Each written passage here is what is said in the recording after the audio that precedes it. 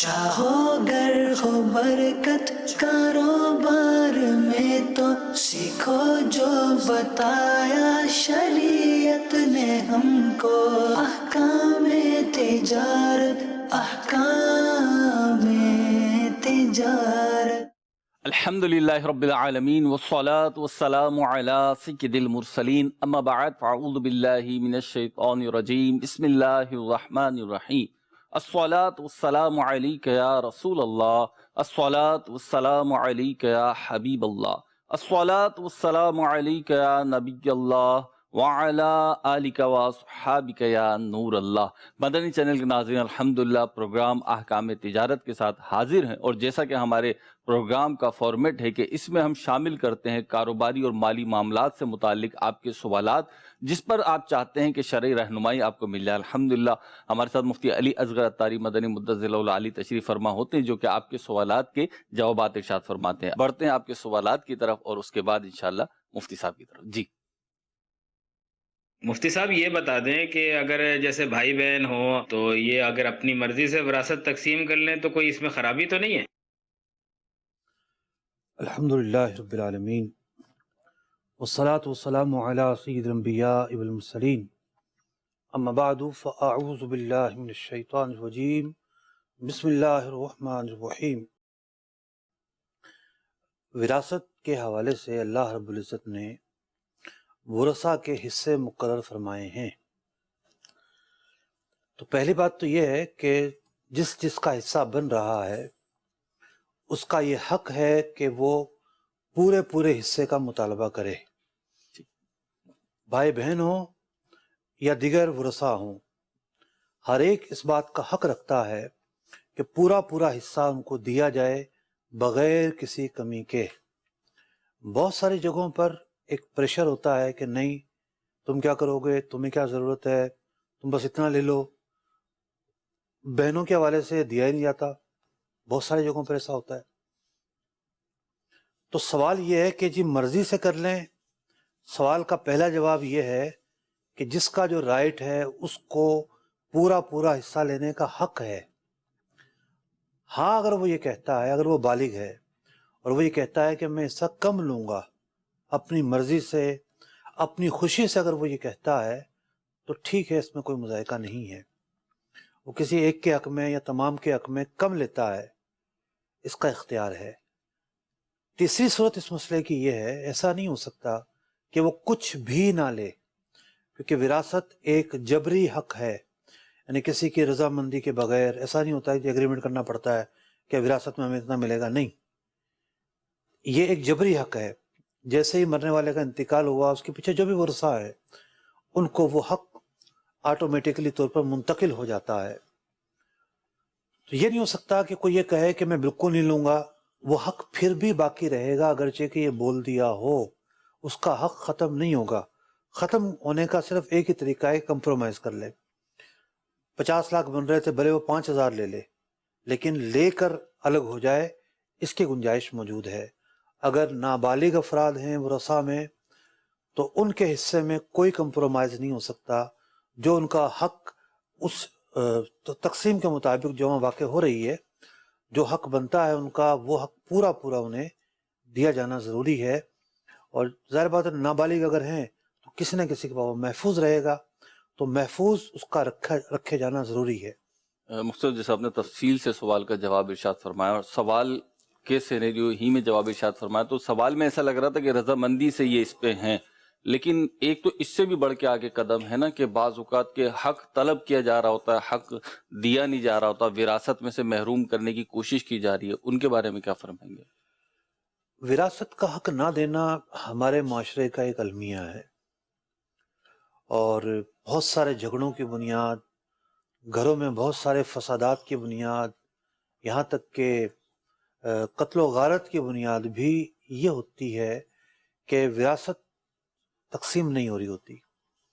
ورثہ رائٹ اپنا مطالبہ کر رہے ہوتے ہیں، بعض جگہوں پر ورثہ بھی غلط ہوتے ہیں۔ مثال کے طور پر کسی کا حق بن رہا ہے موجودہ قیمت کے اعتبار سے 5 لاکھ روپے، وہ چاہتا ہے کہ جی مجھے 20 لاکھ مل جائے۔ تو افراط و تفریط اس حوالے سے ہمارے معاشرے میں موجود ہے، اور اس کی وجہ یہ ہے کہ ہم مال کے پیچھے دوڑے چلے جا رہے ہیں۔ جب تک ہمارا ذہن یہ نہیں بنے گا کہ جہاں ہمارا رائٹ بنتا ہے وہاں ہم نے مطالبہ کرنا ہے، اتنا ہم نے لینا ہے، جہاں رائٹ نہیں بنتا تو بھلے وہ کوئی بغیر جو ہے وہ محنت کے آ رہا ہو، خود سے کوئی ہمارے جھولے میں ڈال رہا ہو، نہیں، ہم نے وہ مال نہیں لینا۔ کیونکہ کوئی چور ہے جناب، وہ آپ کے پاس آ جاتا ہے، مال چھپا لو، آدھا جو ہے وہ تم رکھ لینا، آدھا مجھے دے دینا بعد میں، میرے پاس تو چھپا پڑ سکتا ہے۔ آپ کے پاس تو مفت آ گیا نا وہ مال، آپ نے تو کسی گلے پہ جا کے بندوق نہیں رکھی ہے۔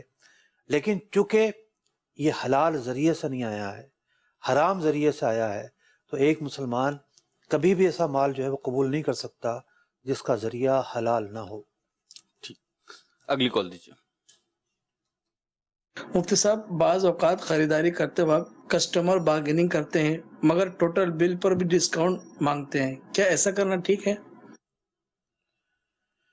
جی مفتی صاحب۔ دیکھیے، میں یہ تو نہیں کہوں گا کہ ایسا کرنا بالکل ہی غلط ہے، بارگیننگ ہی کا ایک حصہ ہوتا ہے یہ بھی۔ ٹھیک ہے، سودا تو ہو گیا، سودا ہونے کے بعد قیمت کے بھی وہ مستحق ہو گئے کہ بھئی اتنی قیمت اب ان کے اوپر دین ہے، ان کے اوپر واجب الادا ہے۔ سودا ہونے سے پہلے جو بارگیننگ تھی وہ تو بارگیننگ تھی 100%، اب جو ہے وہ واجب الادا ہے قیمت۔ اب ہمارے ہاں کا عرف ایک یہ ہے کہ اس پر بھی تھوڑی سی جو ہے نا وہ ریکویسٹ کی جاتی ہے، اسے معیوب نہیں سمجھا جاتا کہ ابھی تھوڑا کم کر دو، خاص طور پر راؤنڈ فگر کے متعلق کہا جاتا ہے۔ لیکن یہ ضروری ہے اب کہ سامنے والا راضی ہو، سامنے والا اگر راضی نہیں ہوتا تو یہ نہیں ہے کہ آپ زبردستی کریں گے، کیونکہ سودا تو ہو چکا ہے، جو قیمت طے ہونا تھی وہ طے ہو چکی ہے۔ اب جس قیمت پر سودا ہوا وہ واجب الادا رقم ہے، وہ رقم تو آپ کو ادا کرنی ہے۔ کوئی آپ کی ریکویسٹ سن لیتا تو ٹھیک ہے، ورنہ جبر نہیں ہے، پوری ادا کرنی ہوگی۔ پوری ادا کرنی ہوگی۔ ٹھیک ہے، اگلی کال دیجیے۔ مفتی صاحب، میرا سوال یہ ہے کہ میڈیکل اسٹور پہ قانون یہ ہے کہ پرسکرپشن کے بغیر دوائی دی نہیں جا سکتی، تو وہی دوائی ہم اگر اپنی مرضی سے پرسکرپشن کے بغیر دے تو گناہ تو نہیں؟ دیکھیے، ساری دوائیوں کے بارے میں تو شاید ایسا نہ ہو، کوئی نزلہ زکام کی دوائیاں جو ہیں نا وہ شاید مستثنا ہو، یا بعض اوقات جو ہے وہ ایمرجنسی صورتحال بھی پیدا ہوتی ہے، تو قانون کو فالو کرنا چاہیے۔ شرعی طور پر تو گناہ نہیں ہے، لیکن جہاں قانون روکتا ہے تو پھر ایک خارجی اعتبار سے وہ چیز منع ہوگی، تو قانون کو فالو کیا جائے۔ ٹھیک، نبیل آصف صاحب میں یہ کہہ رہے ہیں کہ نیٹ ورک مارکیٹنگ اور کرپٹو کرنسی کے بارے میں آپ کیا فرماتے ہیں؟ نیٹ ورک مارکیٹنگ سے کیا مراد ہے؟ یہ جو بلاک چین تو نہیں ہے، یہ جو ایک کے آگے ایک کے آگے ایک ہوتا ہے وہ؟ Multi level marketing. جی، ملٹی لیول مارکیٹنگ جو ہے وہ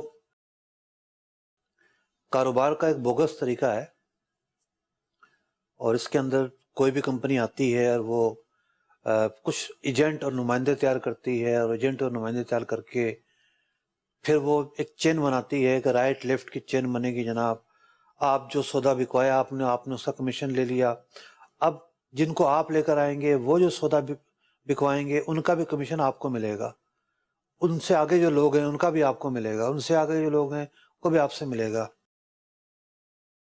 کاروباری دنیا کے اندر جو کاروبار کی سائنس ہے، اس میں کمپنی اپنے اوپر بوجھ چڑھاتی چلی جا رہی ہے، یعنی ایک وقت آئے گا کہ وہ اوپر کے لوگوں کو کمیشن دے ہی نہیں پائے گی۔ ایک وقت تک تو وہ دے سکتی ہے، لیکن جب اس کا حجم پھیلے گا تو وہ دے ہی نہیں پائے گی۔ تو پاکستانی بڑے ہوشیار اور ذہین لوگ ہیں، انہوں نے اس مشکل کا توڑ نکالا ہوا ہے۔ کمپنی آتی ہے، بڑے سہانے خواب دکھاتی ہے، اور جناب بڑے سینہ تان کر لوگ کہتے ہیں آج سے پہلے جو آئے وہ آئے ہوں گے، ہماری کمپنی نہیں بھاگے گی، اور پھر یہی ہوتا ہے کہ سال 2 سال بعد بوریا بستر گول کر کے مفروض، لوگ روتے پٹتے رہ جاتے ہیں کہ ہم نے تو سارا کام جو ہے وہ کمیشن کی لالچ میں کیا تھا کہ ہمیں تو کمیشن ملے گا، ایک تا حیات کمیشن کی لائن بن گئی ہے جناب، اور ہم نے تو کمپنی کی سڑی ہوئی چیزیں جو انتہائی مہنگی بیچی ہیں اور لوگوں کو بھی مہنگی بکوائی ہیں، مارکیٹ میں اس کی پرائس 200 روپے، ہم نے یہ 20-20 ہزار کی چیزیں بکوائی ہیں کہ ہمیں کمیشن ملے گا، اور کمپنی نے جو خواب دکھائے ہوتے ہیں وہ سارے خواب چکنا چور ہو جاتے ہیں۔ میری آنکھیں درجنوں کمپنیاں دیکھ چکی ہے، یعنی درجنوں کمپنیوں کے متاثرین سے مل چکا ہوں جو آتے ہیں بڑے مطلب کہ ولولے کے اندر کہ جناب کمپنی آئی ہے، یہ اس کے پروڈکٹ ہے، یہ اس کی چیزیں ہیں، پھر وہی ملتے ہیں سال 2 سال بعد تو منہ لٹکے ہوتے ہیں، ہاں وہ بھاگ گئی کمپنی۔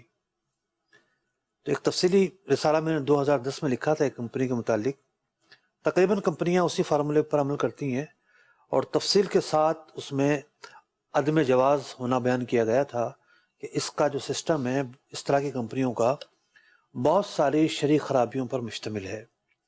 کیا کیا شرعی خرابیاں ہیں؟ رسالے کا نام ہے المنع العطائی فی حکم GMI، اردو میں نام ہے GMI کے متعلق فتویٰ۔ تو اس فتوے کے اندر جو ہے وہ تفصیل کے ساتھ دیکھا جا سکتا ہے، اگر آپ گوگل کریں گے مفتی علی اصغر لکھ کر فتویٰ اباؤٹ GMI تو آپ کو وہ فتویٰ تفصیلی طور پر مل جائے گا، اور کتاب بھی جو چھپی ہوئی ہے وہ مل جائے گی۔ ٹھیک، مفتی دوسرا سوال جو تھا ان کا حصہ، crypto currency is a very big science. ہم نے کئی دفعہ اس پر اپنا اظہار کیا ہے، فی الحال تو یہ سسٹم ہے، اس سے ہمارا اتفاق نہیں ہے۔ ہم سمجھتے ہیں کہ اس میں وہ شرعی تقاضے پورے نہیں ہوتے کہ جو ایک خرید و فروخت کے لیے ضروری ہیں۔ ٹھیک، اگلی کال دیجیے۔ سوال سر یہ ہے کہ ہمارا جو ہے نا ایک وراثتی انتقال کا سر مسئلہ بنا ہوا ہے، تو اس میں ہمارے والد صاحب سے پہلے ہماری ہمشیرہ جو ہے نا وہ 10-15 سال پہلے وفات پا چکی تھی، تو والد صاحب جڑے نا وہ بعد میں وفات پائی ہے، تو وراثت ہمشیرہ نو جاندی یا نہیں جو بچے نو؟ پہلے کس کا انتقال ہوا ہے؟ ہمشیرہ کا 10-15 سال پہلے انتقال ہو گیا۔ دیکھیں مثال کے طور پر والد ہے، والد کا انتقال بعد میں ہوتا ہے، اس کے بچوں کا انتقال پہلے ہو جاتا ہے، تو جن کا پہلے انتقال ہو گیا وراثت میں اب ان کا حصہ نہیں ہے، ان کی اولاد کا بھی حصہ نہیں ہے۔ یہ شریعت محمدیہ کا قانون ہے، اور بعض اوقات ایسی صورتحال ہوتی ہے جیسے سائل نے کہا کہ جی والد سے پہلے اس کے بچے کا انتقال ہو گیا، ہو سکتا ہے وہ کنواری ہو سکتا ہے وہ شادی شدہ ہو۔ اسی طریقے سے بیٹے کا انتقال ہو جاتا ہے، بعض اوقات بیٹا شادی شدہ ہوتا ہے، اس کے بچے بھی ہوتے ہیں، ان بچوں کا بھی کوئی حق نہیں ہے اگر چچا زندہ ہیں تو۔ چچا نہیں ہے تو پھر ایک الگ صورتحال ہے۔ اگر چچا زندہ ہوں تو دادا کو یہ چاہیے کہ جو اس کا بیٹا مر گیا ہے، دنیا سے چلا گیا ہے، اس کے جو بچے ہیں یتیم، ان کے لیے بطور وصیت حصہ مقرر کر دے۔ یہ رائٹ ہے مرنے والے مطلب دنیا سے جانے والے کو کہ وہ اپنی زندگی میں وصیت لکھ سکتا ہے، اور وصیت غیر وارث کے لیے ہوتی ہے، چونکہ یہ پوتا پوتی جو ہیں یہ وارث نہیں بنیں گے، چچا اگر زندہ ہیں تو ان کے پوتا پوتیوں کے، تو وصیت کے ذریعے ان کو حصہ دیا جا سکتا ہے۔ یہ اقدام ضرور کرنا چاہیے کیونکہ وہ چھوٹے ہوتے ہیں، انہیں زیادہ جو ہے وہ اس بات کی ضرورت ہوتی ہے کہ ان کی مدد کی جائے۔ ان کا باپ بھی چلا گیا دنیا سے، وراثت سے جو ہے وہ دادا کی وراثت سے ان کے چچاؤں کو تو مل رہا ہے، پھوپھیوں کو تو مل رہا ہے، ان کو نہیں مل رہا، تو وصیت کے ذریعے ان کی خیر خواہی کرنی چاہیے۔ اگلی کال دیجیے۔ مفتی صاحب کی بارگاہ میں سوال عرض ہے کہ اگر کسی کے پاس 12-15 لاکھ روپے کی رقم ہے جو موجودہ وقت میں اس کے اکاؤنٹ میں نہیں ہے، لیکن اسی نے چند افراد کو ادھار دے رکھی ہے، مثلا کسی کو 3 لاکھ، کسی کو 1,00,000 2 لاکھ، اسی طرح ضرورت مند افراد کو اس نے ادھار دے رکھا ہے، تو کیا اس پر ابھی زکوٰۃ کا کیا حکم ہوگا؟ اگر یہ رقم قرض سے فارغ ہے، حاجت اصلیہ سے فارغ ہے، تو اس رقم پر زکوٰۃ تو بنتی ہے، لیکن یہ ہے کہ اس رقم کو انگریزی میں کہیں گے ریسیویبل، قابل وصول، یعنی جو وصول ہونی ہے۔ تو ریسیویبل رقم کا حکم یہ ہوتا ہے کہ جب تک وصول نہیں ہوتی تاخیر کی گنجائش ہوتی ہے۔ جیسے نصاب بنتا ہے مثال کے طور پر 72,000 روپے، اب 72,000 کا 5واں حصہ نکالیں آپ، اس 5ویں حصے کے برابر جب رقم مل جائے اب اتنی رقم پر زکوٰۃ فوری نکالنا ضروری ہو جائے گا۔ نصاب کا جو خمس ہے جیسے وصول ہوا اب اس پر تاخیر جائز نہیں ہوگی۔ آسانی اس بات میں ہے کہ سال کے سال جب بھی سال پورا ہوتا ہے آپ کا زکوٰۃ ادا کرتے رہیں، اسے میں عافیت ہے۔ مفتی اس میں ایک بڑی عجیب و غریب صورتحال ایک جگہ دیکھنے میں آئی ہے، ایک ہی جگہ دیکھی ہے میں نے، وہی کہ کسی نے رقم ادھار دی ہوئی تھی، تو اب وہ ادھار لینی تھی، تو وہ خیر بات چیت ہو رہی تھی اس پر کہ جی کب ادائیگی کی جائے گی، تو وہ اپنا ٹائم بڑھوانا چاہ رہا تھا، جو مقروض تھا وہ ٹائم بڑھوانا چاہ رہا تھا کہ 6 مہینے 8 مہینے آپ میرے بڑھا دیں تو میں آپ کو فلاں وقت میں دے دوں گا. تو اس میں مقروض نے خود ہی یہ ایک آفر کری کہ اس سال کی جو آپ کی زکوٰۃ ہے نا اس رقم کی وہ میں دے دوں گا.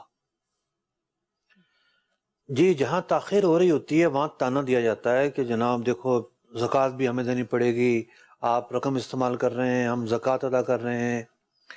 تو دیکھیے قرض کی جو بنیاد ہے وہ احسان ہوتا ہے، قرض بلا معاوضہ دیا جاتا ہے، نیکی حاصل کرنے کے لیے، دوسرے کی مدد کرنے کے لیے، دوسرے کی ضرورت کو پورا کرنے کے لیے. اب زندگی کے اندر دیر سویر بھی ہو جاتی ہے، اس کا مطلب یہ نہیں ہے کہ جو آپ کا فریضہ تھا، جو آپ کے اوپر چیز لازم ہوتی تھی وہ آپ کسی دوسرے پر ڈال دیں.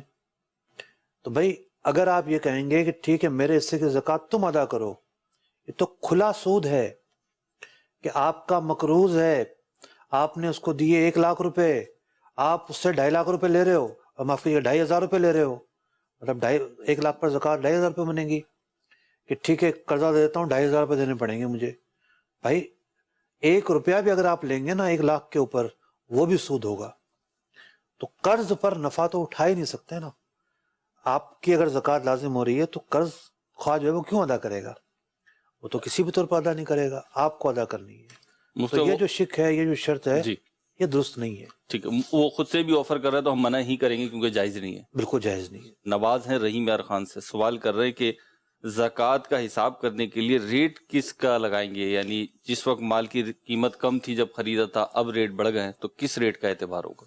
تو زکوٰۃ کے حوالے سے دیکھیے اصل چیز یہ ہوتی ہے کہ زکوٰۃ ایک سال کا ایک دن ایسا آتا ہے جس میں زکوٰۃ فرض ہوتی ہے. ہر آدمی اپنی کیلکولیشن کرے، اپنا حساب لگائے کہ میری زندگی میں وہ دن کب آتا ہے. تو جب وہ دن آئے گا اس دن زکوٰۃ کا نصاب کا جو سال ہے چونکہ پورا ہو رہا ہے تو زکوٰۃ نکالنا اس دن فرض ہو چکا ہے. اس دن جو ریٹ ہوں گے اس ریٹ کا اعتبار ہے. آپ نے ایک چیز خریدی تھی، سونا خریدا تھا 20 سال پہلے، تو آج جو سونا 1 لاکھ روپے سے زیادہ قیمت ہو چکی ہے، 1 لاکھ روپے تولہ ہے، تو 20 سال پہلے تو یہ 10,000 روپے تولہ ہوگا، ہو سکتا ہے 5,000 روپے تولہ ہو. 5600 روپے 20 سال پہلے 99 میں 5,600 روپے 5600 روپے تولہ تھا. تو 5600 کا حساب نہیں لگانا جناب، اس دن کیا ریٹ ہے، اس دن جس دن زکوٰۃ فرض ہو رہی ہے اس کا اعتبار کرنا ہے. سونے کی قیمت گر جاتی ہے 5600 کیا 2600 روپے ہو جاتی ہے اس کی قیمت اس سال ہی، تو اس پر آپ نکالیں گے. اصول یاد رکھیں، سونا تو اتنا نہیں گرتا، بڑھتا ہی ہے جو ہم دیکھ رہے ہیں آج تک، لیکن بہت ساری چیزیں ایسی ہیں جو گر جاتی ہیں، پہلے کیا تھی پھر کیا ہو گئی. تو پراپرٹی میں ہوتا ہے مفتی صاحب؟ جی ہاں پراپرٹی میں ہوتا ہے، بالکل ہوتا ہے. تو جس دن جو ہے وہ زکوٰۃ فرض ہو رہی ہے اس کے ریٹ کا اعتبار ہے. ٹھیک، اگلی کال دیجیے جی. میں سائیں محمد اکرم اٹک سے بات کر رہا ہوں. میرا مفتی صاحب سے یہ سوال ہے کہ میرا ایک دوست ہے وہ دکان چلا رہا ہے، اس نے مجھے کہا ہے کہ مجھے 2 لاکھ روپے 2 مہینے دکان میں سامان ڈالنا ہے اور 1 لاکھ کے اوپر آپ کو 4,000 روپے پر منتھ یعنی 2 لاکھ کا 8,000 روپے پر منتھ دیا کروں گا. میں نے اسے کہا کہ نہیں، یہ سود کے زمرے میں آتا ہے، اور میں پوچھ کے آپ کو بتاتا ہوں کہ اگر میں 4 ایٹم موٹے آپ کو لے کے دے دوں اپنے پیسوں سے اور وہ آپ بیچیں اور اس کا جو منافع ہے وہ آدھا آپ رکھ لیں اور آدھا میں رکھ لوں. 4 ایٹم سے مراد مثلا گھی، چینی، چنے اور ایک آدھ کوئی اور ایٹم، یہ 4 ایٹم یا 6 ایٹم کوئی بھی ہیں، وہ میرے نام سے وہ دکان میں رکھتے، سیل وہ کرے اور منافع دونوں کا آدھو آدھو. اگر اس میں کوئی نقصان ہوتا ہے تو وہ بھی پھر آدھا آدھا ہو. تو کیا یہ طریقہ کار صحیح ہے؟ مہربانی فرما کر رہنمائی فرمائیں. جو آپ نے طریقہ بتایا بس اس میں ایک تبدیلی کر لیں، اس کے ہاتھ میں پیسے دے دیں کہ یہ میں نے آپ کو پیسے دیے ہیں، آپ اس سے کچھ آئٹم میں مداربت کر لیں. چیز خرید کر نہ دیں اس کو، کیونکہ مداربت میں بھی یہ ضروری ہے کہ آپ کیش رقم یا نقد جو ہے نقود دینا اس میں ضروری ہے. نقود اس کے حوالے کریں، کیش رقم حوالے کریں. اب وہ جو ہے پھر سامان خریدنے کے بعد پھر ایک کھاتا شروع ہو جائے گا، کیا خریدا کیا بیچا، حساب کتاب مینٹین ہوگا، اور پھر جو آپ نے فارمولہ طے کیا نفع کا کہ آدھا آدھا آپ کا نفع ہوگا، اگر نفع ہوا تو ٹھیک ہے، پھر دیکھا بالکل درست ہے، اور ہم آپ کو خوش آمدید بھی کہتے ہیں، آپ کی کال ہمارے پروگرام میں آتی رہتی ہے۔ ان کا جذبہ بھی قابل ستائش ہے، مجھے اچھا لگا کہ انہوں نے ان کو منع کر دیا کہ جی میں پوچھ کے بتاؤں گا۔ مدنی چینل سیکھنے کی چیز ہے کہ جب کوئی ایسا مسئلہ درپیش ہو جس پہ شرعی حکم ہمیں معلوم نہیں ہے تو پھر علماء سے، مفتیان کرام سے، ایک پراپر چینل سے ہم پوچھیں اور پھر اس کے مطابق آگے فیصلہ کریں۔ اگلی کال دیجیے۔ مفتی صاحب سے میرا سوال یہ ہے، ایڈوانس تنخواہ دینا یا ایڈوانس بچوں کی فیس سکول کی دینا کیسا؟ شرعی رہنمائی فرما دیجئے۔ دینا کیسا؟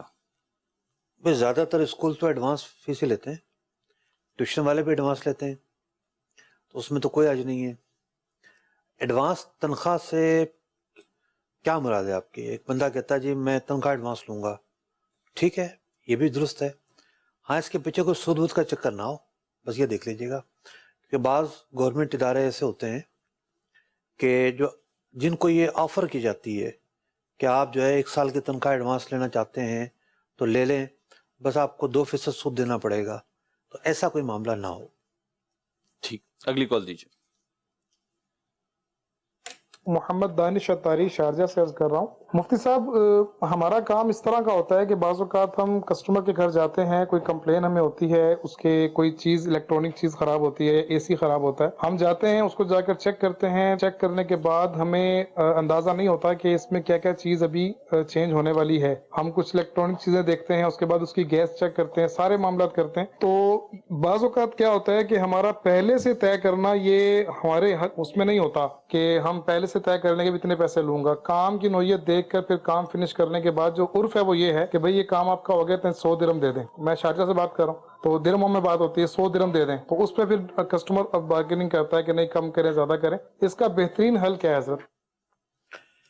دیکھیے بہترین حل یہ ہے کہ آپ اپنی وزٹ فیس مقرر کر دیں کہ ہم وزٹ کرنے کے لیں گے 25 درہم مثال کے طور پر، کوئی کام نکلا یا نہ نکلا یہ ہمارے فکس ہیں، کم زیادہ کر سکتے ہیں جو بھی آپ دونوں پارٹیاں جس پر اتفاق کریں، پھر آپ نے وہ چیز دیکھی، یہ اس وزٹ میں شامل ہو، اگر آپ کو وہاں سمجھ میں نہیں بھی آ رہی تو آپ اپنے ساتھ لے جائیں، اور فیس ایسی رکھیں کہ ساتھ لے جانے کی کا کنوینس یا وہاں جو وزٹ ہوا وہاں سمجھ میں آتی ہے تو وہاں پھر آپ اس کے بعد خرابی تلاش کریں اور پھر اس کو بتائیں کہ اس میں یہ خرابی ہے، آپ کو کام کروانا ہے، اتنے پیسے لگیں گے، پھر وہ چاہے تو کروا لے چاہے تو نہ کروائے، یہ ایک مناسب راستہ ہے۔ اگلی کال دیجیے۔ مفتی صاحب میں نے عشر کے بارے میں پوچھنا ہے کہ اگر پہلی زمین ٹھیکے کی ہو تو اس سے ٹھیکے دار کو نقصان ہوا ہو تو پھر بھی عشر پورا ادا کرنا بنتا ہے؟ میں یہ آپ سے سوال پوچھنا چاہتا ہوں، مہربانی۔ دیکھیے ایک نقصان تو یہ ہو سکتا ہے کہ جو اخراجات آئے فصل اس سے کم میں بکی، اور ایک نقصان یہ ہے کہ آپ نے بیج ڈالا تھا، کمپلے نکلی تھی، بارش ہو گئی، ساری زمین خراب ہو گئی۔ اگر یہ صورتحال ہے تو جب فصل ہی نہیں رہی تو عشر کس پہ ہوگا؟ لیکن اگر فصل پک جاتی ہے، تیار ہو جاتی ہے، اگرچہ وہ نہیں کاٹی گئی تو اس پر عشر لازم ہو چکا ہے، تو عشر اس پر دینا ہی پڑے گا۔ بے شک جو ہے آپ کی لاگت تھی بہت زیادہ، مارکیٹ نیچے آ گئی ہے، اب آپ کو نقصان تو ہو ہی رہا ہے، ایسی صورتحال میں بھی عشر دیا جائے گا۔ عشر کے اندر نہ تو یہ دیکھا جاتا ہے کہ جناب جس کی فصل ہے وہ صاحب نصاب ہے یا نہیں ہے، شرعی فقیر ہے کہ نہیں ہے، غنی ہے کہ نہیں ہے، نہیں، ہر حالت میں جو ہے عشر نکالنا ہوتا ہے، عشر نکالا جائے گا۔ ٹھیک، اگلی کال دیجیے جی۔ سوال یہ ہے کہ میرے پاس یہ قیمت تقریباً 6 لاکھ روپے تھی، میں نے ایک دوست سے مل کے مکان خریدا تو مکان کی قیمت تھی 25.5 لاکھ روپے۔ مکان کا ہم نے ٹائم رکھا 6 مہینے بعد پیمنٹ کلیئر کریں گے۔ جب 6 مہینے کا وقت آیا تو جو میرا پارٹنر تھا اس نے کہا میرے پاس پیمنٹ نہیں ہے، تو میں نے بڑی مشکل سے لوگوں سے مانگتا کہ اس کی پیمنٹ کلیئر کر دی۔ اب جو میری آمدن ہے وہ میرے پاس کم ہے، یعنی جو تنخواہ آتی ہے وہ ساری کی ساری میں کمیٹی میں ڈال دیتا ہوں کیونکہ لوگوں کو پیسے دینے ہیں. تو پوچھنا یہ تھا کہ یہ جو مکان میرے پاس ہے اب اس کے اوپر زکوٰۃ کا کیا شرعاً حکم ہے؟ ٹھیک ہے. دیکھیے اگر تو یہ مکان آپ نے انویسٹمنٹ کے لیے لیا ہے کہ اس کو آپ بیچیں گے تو یہ قابل زکوٰۃ مال کہلائے گا. شرائط پائی جاتی ہیں تو اس پر جو ہے وہ زکوٰۃ بنے گی. اب شرائط کیا ہیں؟ اب مثال کے طور پر مکان میں آپ کا حصہ ہے 12.5 لاکھ روپے کا، لیکن آپ پر قرضہ ہے 15 لاکھ روپے کا. آپ کے پاس اور جو مال و اسباب ملا لیں وہ 15 لاکھ تک نہیں پہنچتے، تو آپ تو قرضے کے اندر ہی ڈوب گئے نا. پھر سب کچھ قرضے میں مستغرق ہے، قرضہ نکال کے کچھ بچتا ہی نہیں ہے، تو زکوٰۃ فرض ہونے کی شرط نہیں پائی گئی. تو دو چیزیں اپنے سامنے رکھیں. اگر یہ مکان آپ نے کرائے پر چلانے کے لیے لیا ہے، خود رکھنے کے لیے لیا ہے، اس پر زکوٰۃ نہیں ہے. اگر یہ بیچنے کے لیے لیا ہے اس پر زکوٰۃ ہے، لیکن دیگر شرائط بھی پائے جائیں تب. جو آپ نے لوگوں سے قرضہ لیا ہے وہ نکال کر دیکھیں گے، حاجت اصلیہ نکال کر دیکھیں گے، پھر بھی اگر جو ہے نصاب کی مقدار مالیت موجود ہوتی ہے، چیزوں کی شرائط پائی جاتی ہیں، تو زکوٰۃ جو ہے وہ فرض ہوگی ورنہ نہیں ہوگی.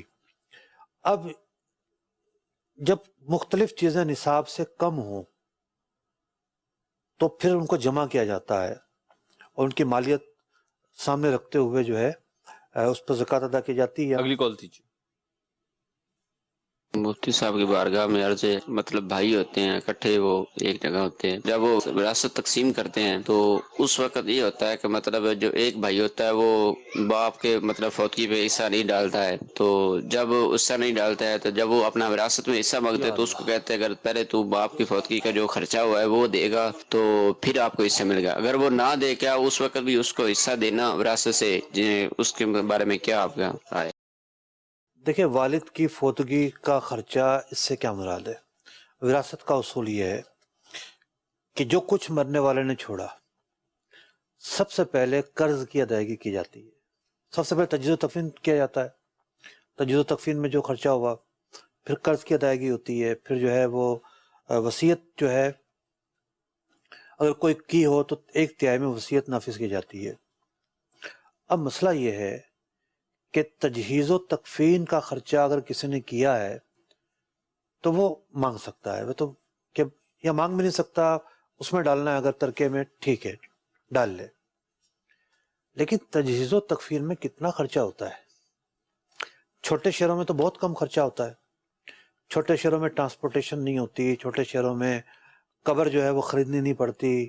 بڑے شہروں میں یہ ہے کہ 30,000 35,000 روپے ہو جاتا ہے. لیکن 30-35 ہزار روپے ایک ایسی رقم نہیں ہوتی جس کی وجہ سے یہ 3-4 افراد جھگڑا کریں گے. ہوتا یہ ہے کہ وہ جو دیگیں آتی ہیں، جناب پہلے دن دیگ آ گئی، سوئم کر دیا، چلم کے لیے بہت بڑی دعوت کا اہتمام کیا. بھائی یہ چیزیں کرنا کوئی کمپلسری تھوڑی ہے، ضروری تھوڑی ہے. اگر کوئی سمجھتا ہے کہ میرے باپ کا انتقال ہوا ہے تو پلے سے کرے، باپ ساری عمر کھلاتا رہا ہے، آپ کو سالے سوا بھی کرنا ہے. پہلی بات تو یہ ہے کہ دعوت بھی جو ہے وہ کب مشروع ہے اور کب نہیں ہے، یہ اپنی جگہ مسئلہ ہے.